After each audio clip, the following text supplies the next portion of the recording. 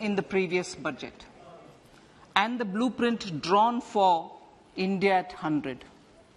We envision a prosperous and inclusive India in which the fruits of development will reach all sections and citizens, especially our youth, women, farmers, OBCs, scheduled castes and scheduled tribes. In the 75th year of our independence, the world has recognized the Indian economy as a bright star. Our current year's economic growth is estimated to be at 7%. It is notable that this is the highest among all the major economies. This is in spite of the massive slowdown globally caused by COVID-19 and the war. The Indian economy is therefore on the right track and despite a time of challenges, heading towards a bright future. Today, as Indians stand with their head held high and the world appreciates India's achievements and successes, we are sure that elders who had fought for India's independence will, with joy, bless us in our endeavors going forward as well. Our focus on wide-ranging reforms and sound policies implemented through Sabka Prayas, resulting in Jan Bhagidari and targeted support to those in need, helped us perform well in trying times. India's rising global profile is because of the several accomplishments. Unique world-class digital public infrastructure, example, Aadhaar, CoWIN and UPI. COVID vaccination drive in unparalleled scale and speed. Proactive role in frontier areas such as achieving the climate-related goals, Mission Life and National Hydrogen Mission. During the COVID-19 pandemic, we ensured that no one goes to bed hungry with a scheme to supply free food grains to over 80 crore persons for 28 months. Continuing our commitment to ensure food and nutritional security, we are implementing from 1st January 2023 a scheme to supply free food grain to all Antyodaya and priority households for the next 1 year. Under PM Garib Kalyan Anna Yojana, the entire expenditure of about 2 lakh crore will be borne by the central government. In these times of global challenges, the G20 presidency gives us a unique opportunity to strengthen India's role in the world economic order. With the theme of Vasudhaiva Kutumbakam, we are steering an ambitious, people-centric agenda to address global challenges and to facilitate sustainable economic development. The government's efforts since 2014 have ensured for all citizens a better quality of life and life of dignity. The per capita income has more than doubled to 1.97 lakh rupees. In these 9 years, the Indian economy has increased in size from being 10th to 5th largest in the world. We have significantly improved our position as well as a well-governed and innovative country with a conducive environment for business as reflected in several global indices. We have made a significant progress in many sustainable development goals. The economy has become a lot more formalized as reflected in the EPFO membership, more than doubling to 27 crore and rupees 7,400 crore digital payments of 126 lakh crore rupees through UPI in 2022.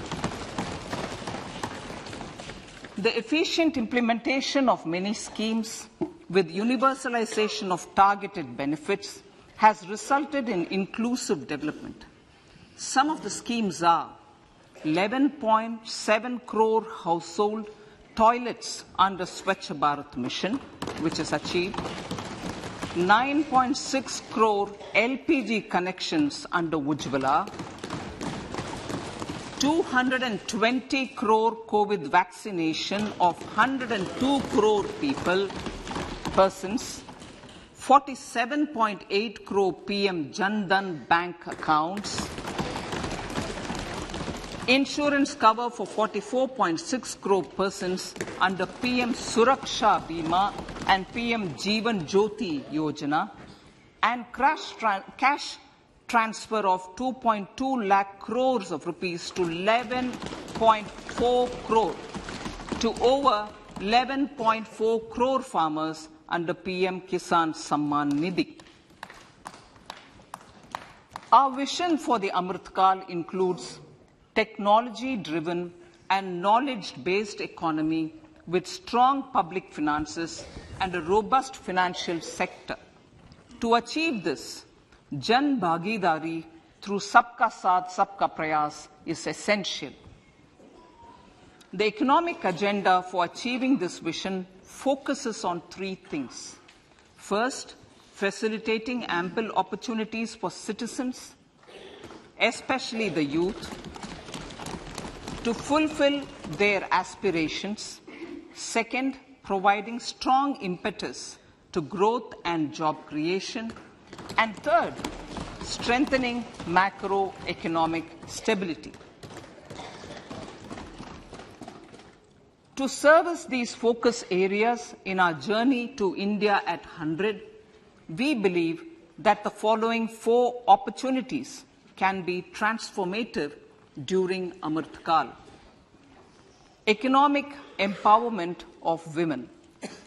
Deen Dayal Antyodaya Yojana National Rural Livelihood Mission has achieved remarkable success by mobilizing rural women into 81 lakh self-help groups.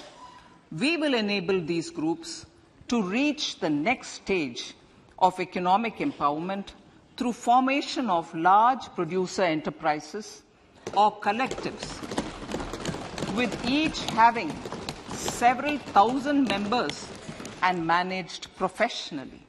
They will be helped with raw materials supply and for better design, quality, branding and marketing of their products.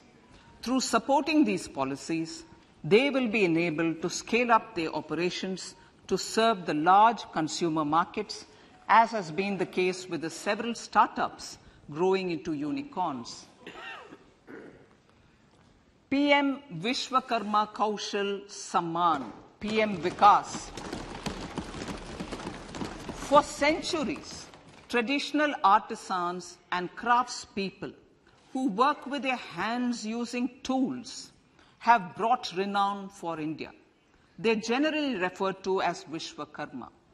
The art and the handicraft created by them represents the true spirit of Atmanirbhar Bharat. For the first time, a package of assistance for them has been conceptualized. The new scheme will enable them to improve the quality, scale, and reach of their products, integrating them with the MSME value chain. The components of the scheme will include not only financial support, but also access to advanced skill training, knowledge of modern digital techniques, and efficient green technologies, brand promotion, linkage with local and global markets, digital payments, and social security. This will greatly benefit the scheduled castes, scheduled tribes, OBCs, women, and people belonging to the weaker sections.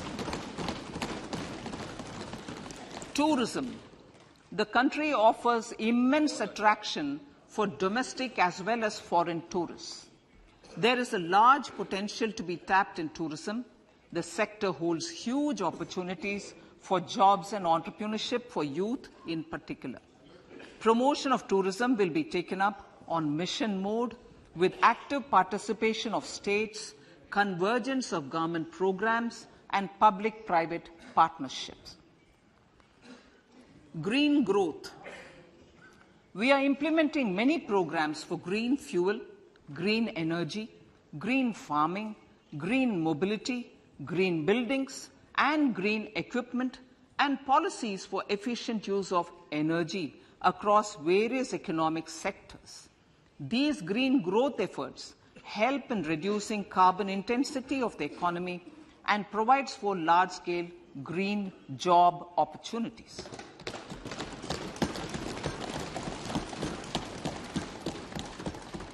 Priorities of this budget. The budget adopts the following 7 priorities.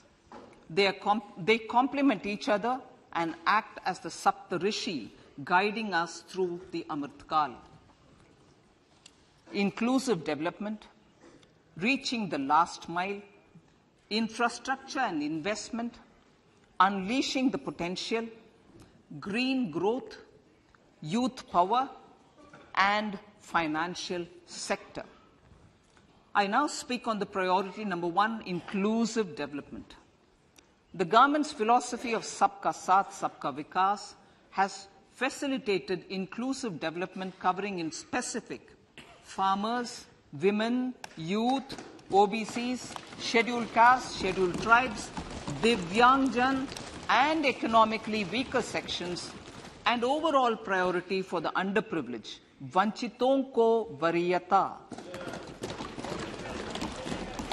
There has also been a sustained focus on Jammu Kashmir, Ladakh, and the Northeast. This budget builds on those efforts. Digital public infrastructure for agriculture.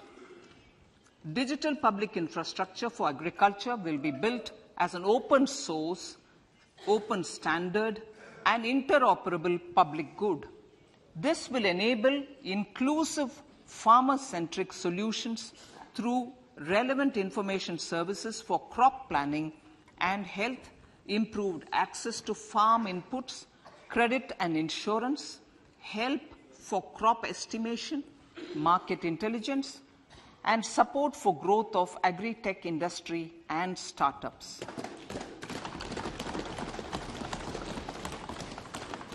An agriculture accelerator fund. An agriculture accelerator fund will be set up to encourage agri-startups by young entrepreneurs in rural areas. The fund will aim at bringing innovative and affordable solutions for challenges faced by farmers. It will also bring in modern technologies to transform agricultural practices, increase productivity and profitability. To enhance the productivity of extra long staple cotton, we will adopt a cluster-based and value chain approach through public-private partnerships. This will mean collaboration between farmers, state, and industry for input supplies, extension services, and market linkages. We will launch an Atmanirbhar Clean Plant program to boost availability of disease-free, quality planting material for high-value horticultural crops at an outlay of 2,200 crores. Global hub for millets, which are Sri Anna. India is the forefront. India is at the forefront of popularizing millets, whose consumption furthers nutrition, food security, and welfare of farmers, said the Honorable Prime Minister. We are the largest producer and second largest exporter of Sri Anna in the world. We grow several types of Sri Anna, such as Sri Anna Jowar, Shri Anna Ragi, Shri Anna Bajra, Shri Anna Kutu, Ramdana, Kangni, Kutni, Kutki, Kodo, China, and Sama. These have a number of health benefits and have been an integral part of our food for centuries. I acknowledge with pride the huge service done by small farmers in contributing to the health of fellow citizens by growing these Shri Anna. Now, to make India a global hub for Shri Anna, the Indian Institute of Millet Research, ideally Indian Institute of the Shri Anna Research, Hyderabad, will be supported as the center of excellence for sharing best practices, research, and technologies at the international level. The agricultural credit target will be increased to 20 lakh crores with focus on animal husbandry, dairy, and fisheries. We will launch a new sub-scheme of PM Matsya Sampada Yojana, which is an existing scheme, but we'll launch a new sub-scheme with targeted investment of 6,000 crores to further enable activities of fishermen, fish vendors, and micro and small entrepreneurs, improve value chain efficiencies, and expand the market. For farmers, especially small and marginal farmers and other marginalized sections, the government is promoting cooperative-based economic development model. A new Ministry of Cooperation was formed with a mandate to realize the vision of Sahakar Se Samriddhi.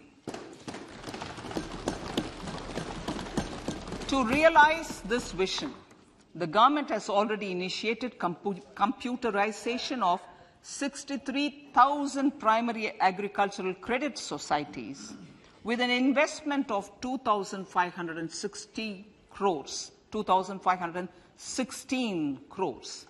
In consultation with all the stakeholders and the states, model bylaws for PACS were formulated, enabling them to become multi-purpose PACS. A national cooperative database is being prepared for countrywide mapping of cooperative societies. With this backdrop, we will implement a plan to set up massive decentralized storage capacity.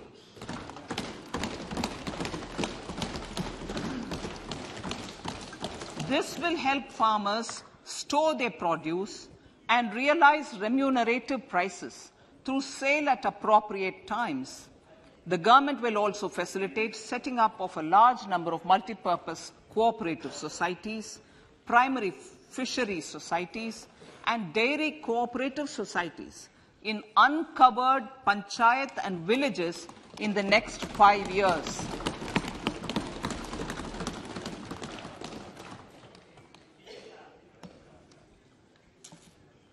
Health, education, and skilling.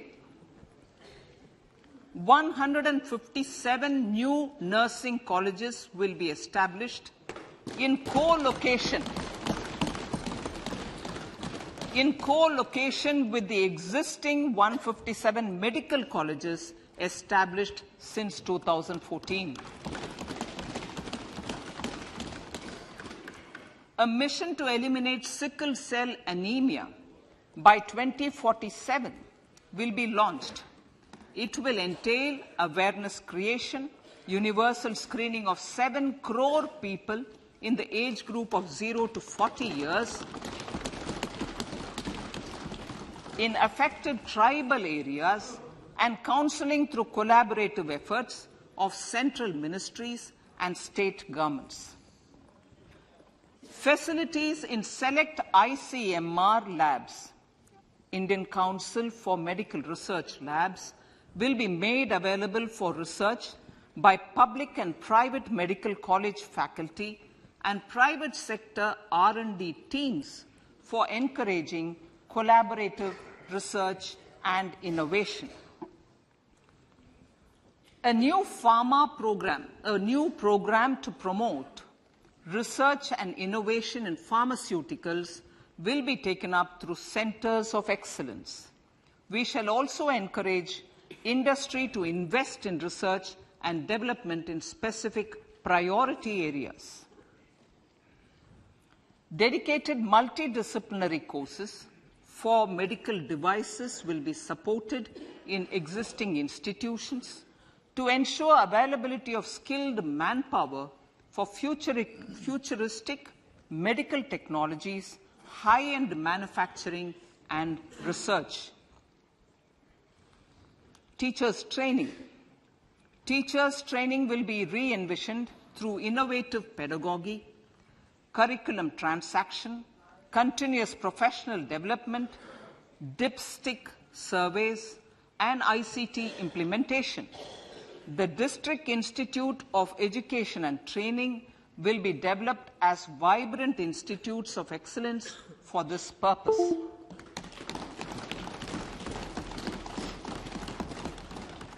National Digital Library for Children and Adolescents.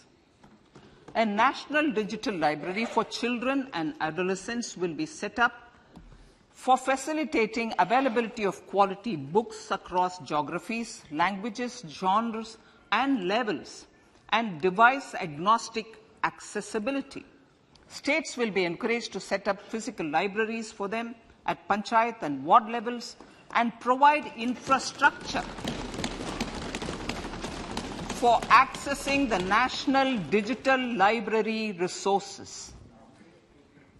Additionally, to build a culture of reading and to make up for pandemic time learning loss, the National Book Trust, the Children's Book Trust, and other sources will be encouraged to provide and replenish non-curricular titles in regional languages and in English to these physical libraries.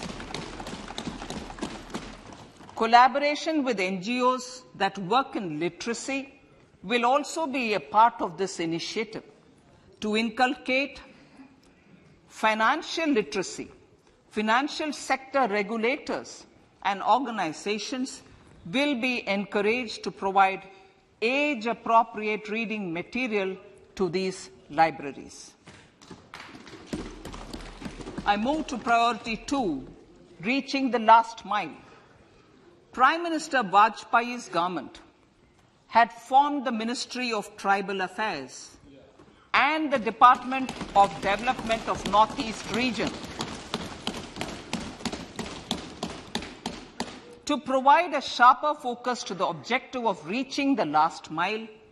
Our government has formed the Ministries of Ayush, Fisheries, Animal Husbandry and Dairying, Skill Development, Jal Shakti and Cooperation. Building on the success of the Aspirational Districts program, the government has recently launched the Aspirational Blocks program, covering 500 blocks for saturation of essential government services across multiple domains such as health, nutrition, education, agriculture, water resources, financial inclusion, skill development, and basic infrastructure.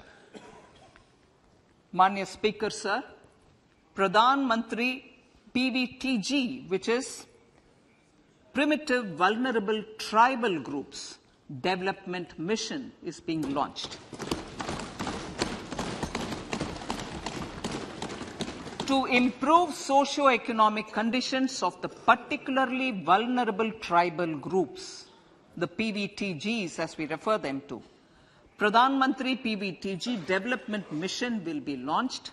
This will saturate PVTG families and habitations with basic facilities such as safe housing, clean drinking water and sanitation, improved access to education, health, nutrition, road and telecom connectivity, and sustainable livelihood opportunities. An amount of 15,000 crores will be made available to implement the mission in the next 3 years under the Development Action Plan for the Scheduled Tribes. Ekalavya Model Residential Schools. In the next 3 years, Centre will recruit 38,800 teachers and support staff for the 740 Ekalavya Model Residential Schools, which is serving 3.5 lakh tribal students.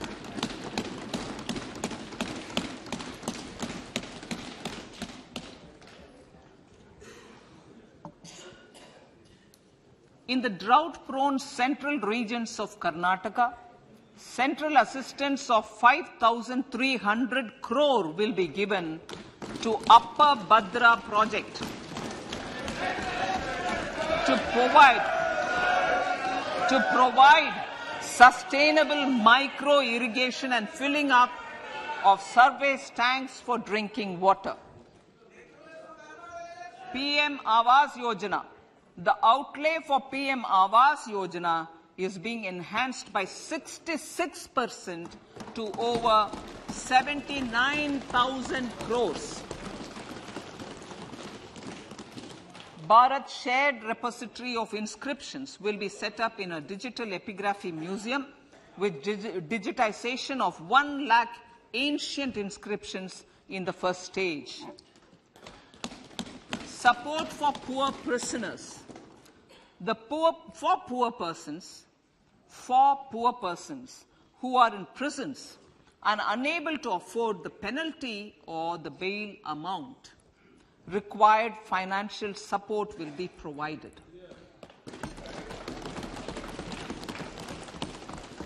Priority number 3, infrastructure and investment. Investments in infrastructure and productive capacity have a large multiplier impact on growth and employment. After the subdued period of the pandemic, private investments are growing again. The budget takes the lead once again to ramp up the virtuous cycle of investment and job creation. Honorable Speaker, sir, the capital investment outlay is being increased steeply for the 3rd year in a row by 33% to 10 lakh crores, which would be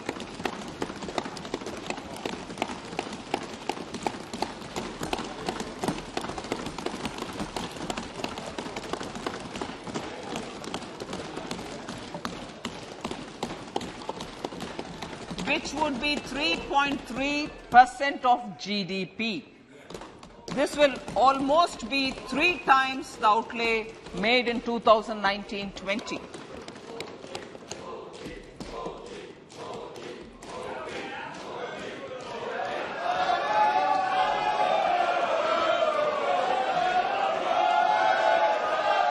This substantial increase in recent years is central to the government's efforts to enhance growth potential and job creation, crowd in private investments, and provide a cushion against global headwinds.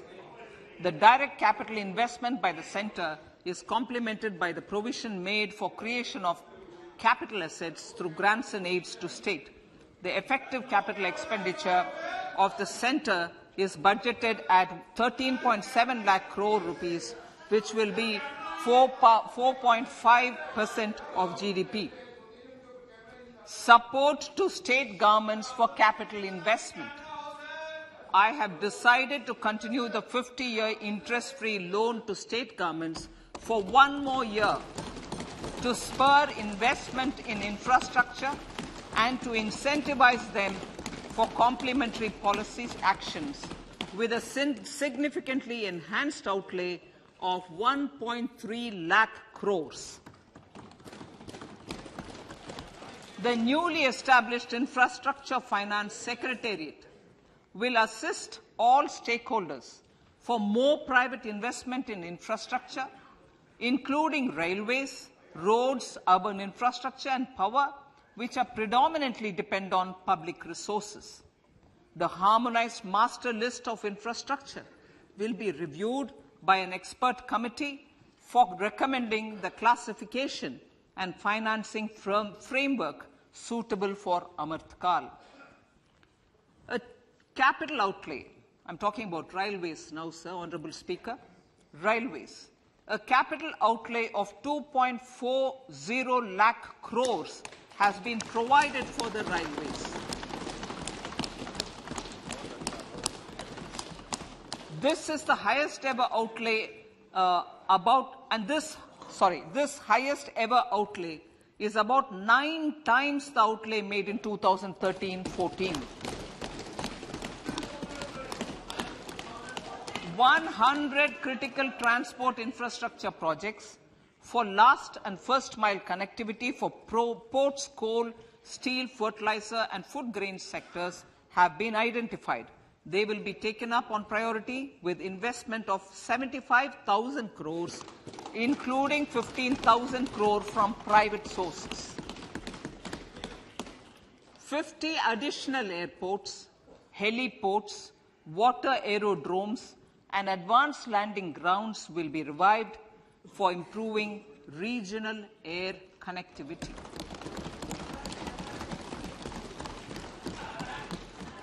Sustainable cities for tomorrow.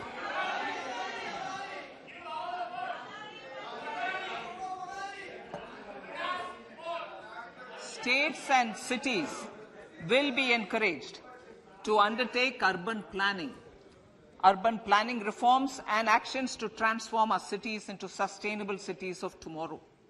This means efficient use of land resources, adequate resources for urban infrastructure, transit-oriented development, enhanced availability and affordability of urban land and opportunities for all. Through property tax governance reforms and ring-fencing user charges on urban infrastructure, cities will be incentivized to improve their creditworthiness for municipal bonds. Like the RIDF, an urban infrastructure development fund will be established through use of priority sector lending shortfall. This will be managed by the National Housing Bank and will be used by public agencies to create urban infrastructure in Tier 2 and Tier 3 cities. States will be encouraged to leverage resources from the grants of the 15th Finance Commission as well as existing schemes to adopt appropriate user charges while accessing the UIDF. We expect to make available 10,000 crore rupees per annum for this purpose. All cities and towns will be enabled for 100% mechanical desludging of septic tanks and sewers to transition from manhole to machine hole mode.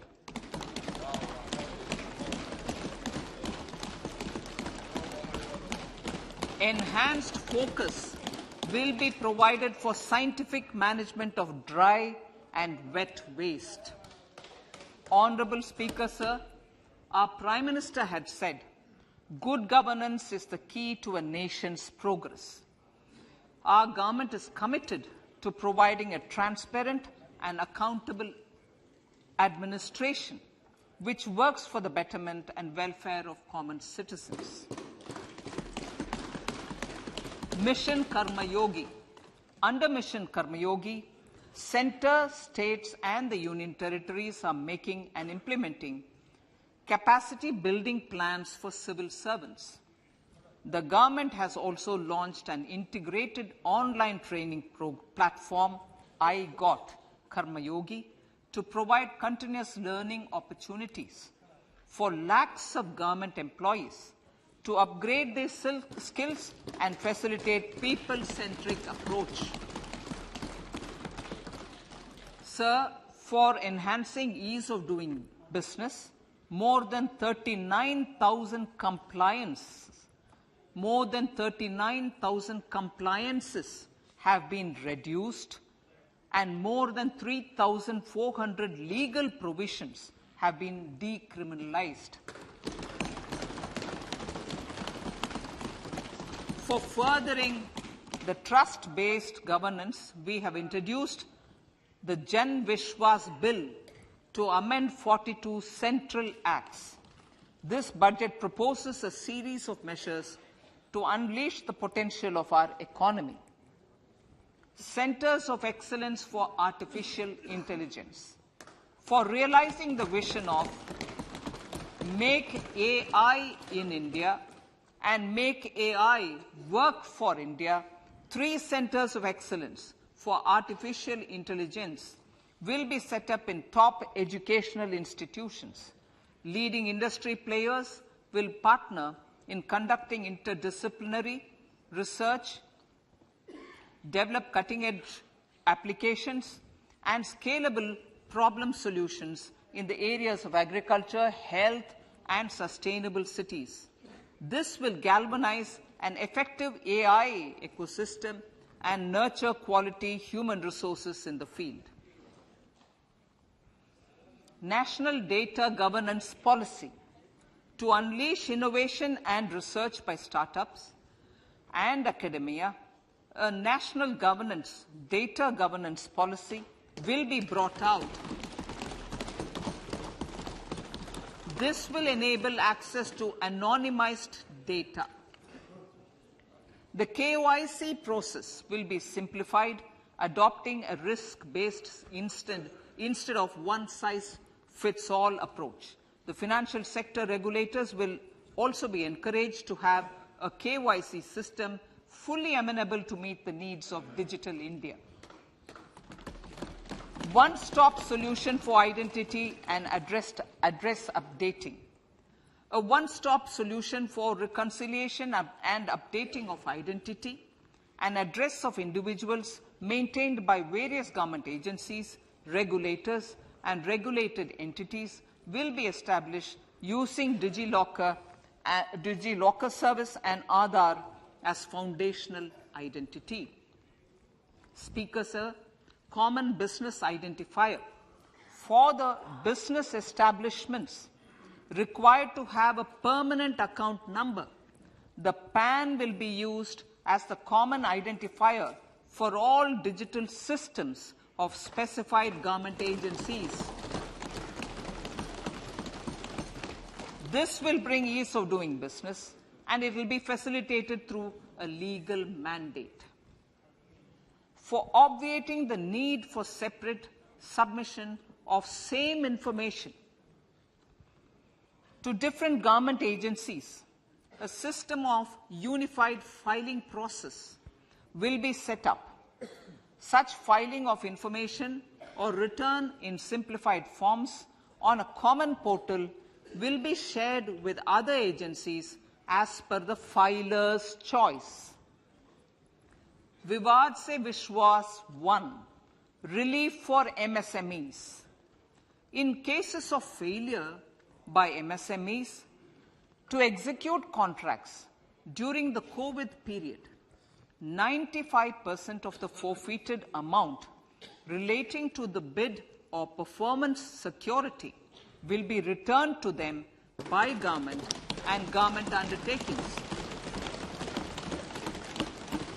This will provide relief to the MSMEs. Vivad se Vishwas 2. Settling contractual disputes. To settle contractual disputes of government and government undertakings, wherein arbitral award is under challenge in a court, a voluntary settlement scheme with standardized terms will be introduced.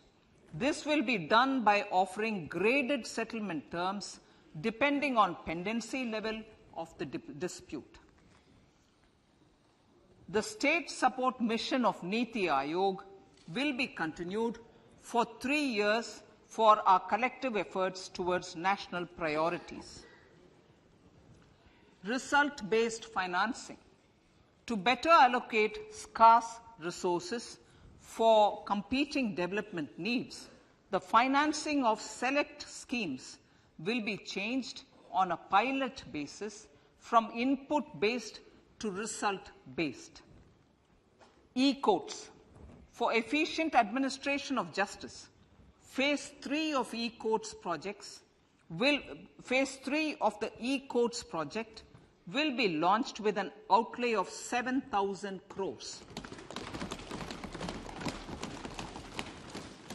Fintech services in India have been facilitated by our digital public infrastructure, including Aadhaar, PM Jan Dhan Yojana, Video, KYC, India Stack, and UPI. To enable more fintech innovative services, the scope of documents available in DigiLocker for individuals will be expanded. An entity, DigiLocker, will be set up for the use by MSMEs, large businesses, and also charitable trusts.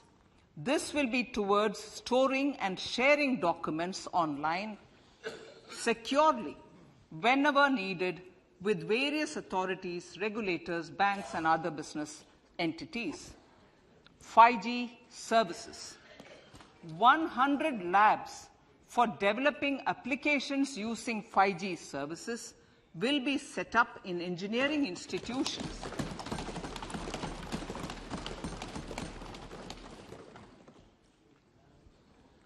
To realize a new range of opportunities, business models, and employment potential.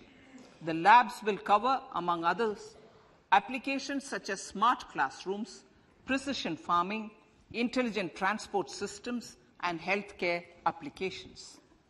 Lab-grown diamonds. Lab-grown diamonds is a technology and innovation-driven emerging sector with high employment potential. These environment-friendly diamonds, which have optically and chemically the same properties as natural diamonds.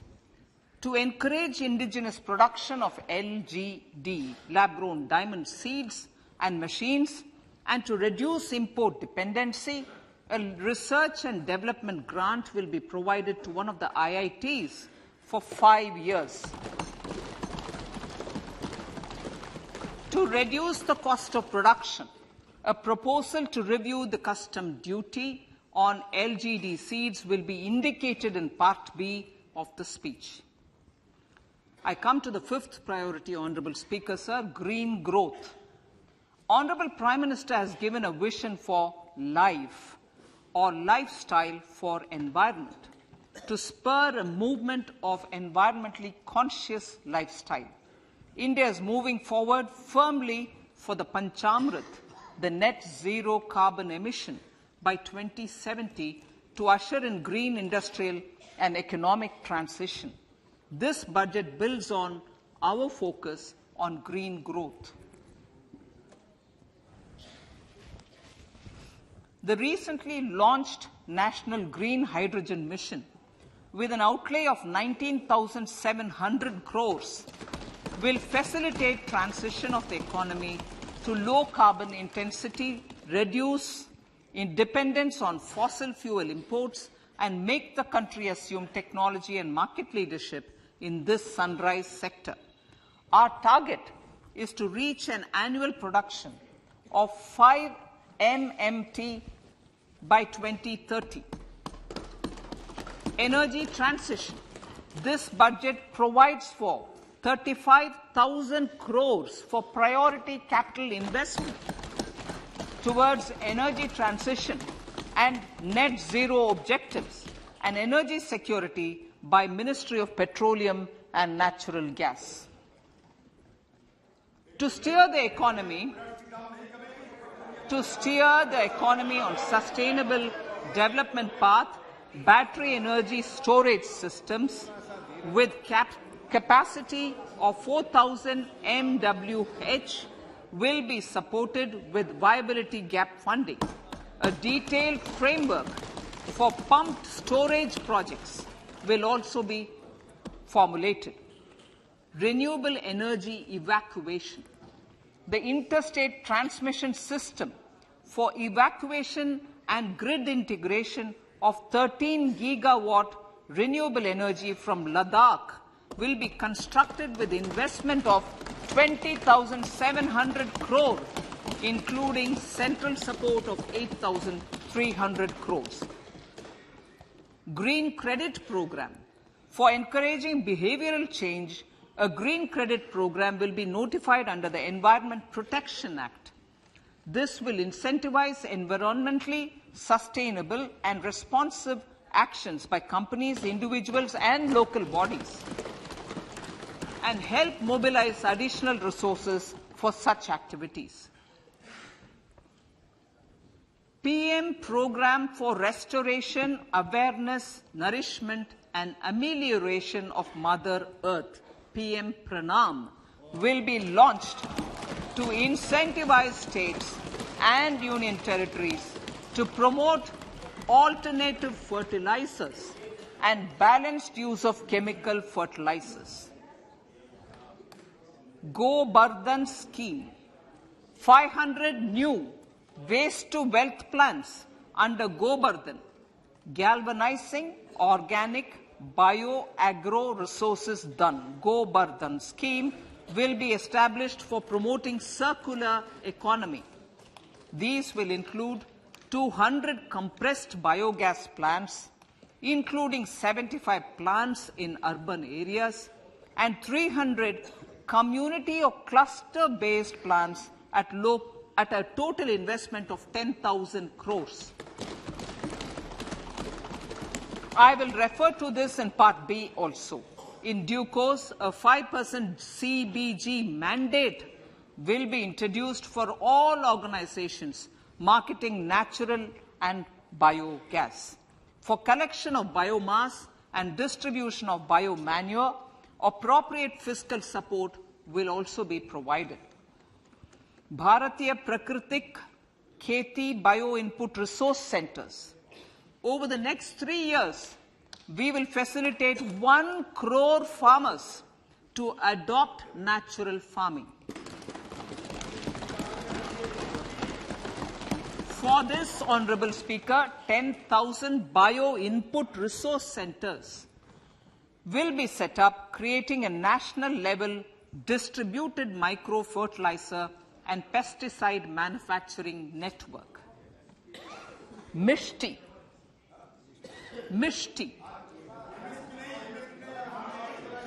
Building on India's success in afforestation, mangrove initiative for shoreline habitats and tangible incomes, Mishti, will be taken up for mangrove plantation along the coastline and on salt pan lands wherever feasible through convergence between Manrega, Campa, Fund and other sources. Amrit Dharohar. Wetlands are vital ecosystems which sustain biological diversity. In his latest Mann Ki Baat, the Prime Minister said, now, I quote, now the total number of Ramsar sites in our country has increased to 75, whereas before 2014, there were only 26, unquote. Local communities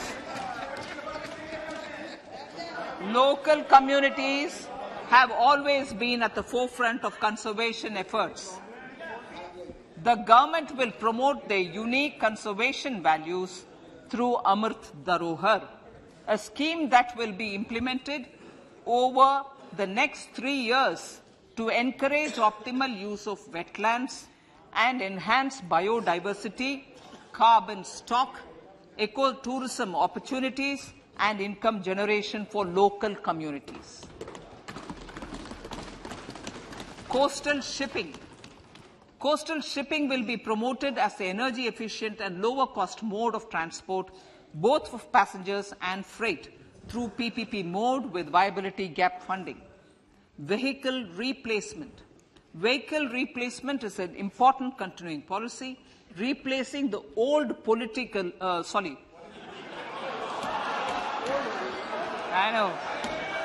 replacing, absolutely, thank you. Replacing old polluting vehicles. May be applicable, right? Replacing old polluting vehicles is an important part of greening our economy. In furtherance of the vehicle scrapping policy mentioned in Budget 21-22, I have allocated adequate funds to scrap old vehicles of the central government. States will also be supported in replacing old vehicles and old state ambulances. Honourable Speaker, sir, I move to priority 6, youth power. To empower our